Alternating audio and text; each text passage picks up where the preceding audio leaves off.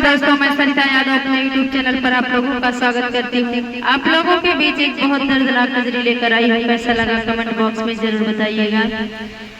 पिया हो तो हर घर के परानी, हमके बहुत सतावे ना। पिया हो तो हर घर के परानी, हमके बहुत सतावे ना। अम्मा मार के चढ़ियावे, ननदी दिनवा भर गरियावे। अम्मा मार के चढ़ियावे, ननदी दिनवा भर गरियावे। हो ननदी दिनवा भर गरियावे।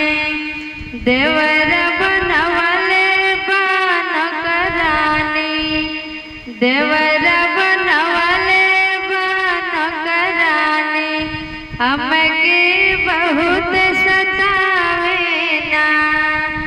देवर बनवले बान करानी, हमके बहुत सतावे ना। पिया हो तो हर घर के परानी, हमके बहुत सतावे ना।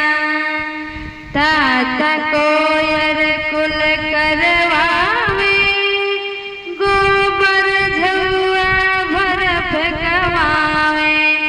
गोबर झुआ भर फेंकवावे, हरदम वही में ताना तानी। हरदम वही में ताना तानी, हमके बहुत सतावे ना। पिया हो तो हर घर के परानी, हमके बहुत सतावे ना। बात बात में ताना मारे, नैहर कहीं कहीं जुआ जा रे। बात बात में ताना मारे, नैहर कहीं कहीं जुआ जा रे।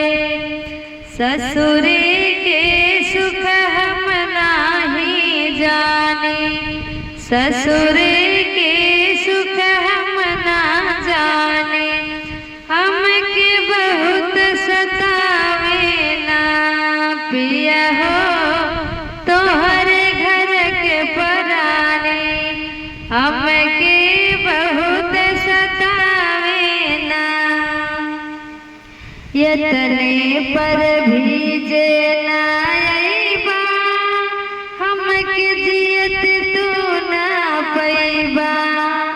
इतने पर भीजे ना अइबा, हमके जियत तू ना पैबा। सरिता यादव कहेली बानी, सरिता यादव कहेली बानी, हमके बहुत सतावे ना। पिया हो तो हर घर के परानी, हमके बहुत सतावे ना। पिया हो तो हर घर के परानी, हमके बहुत सतावे।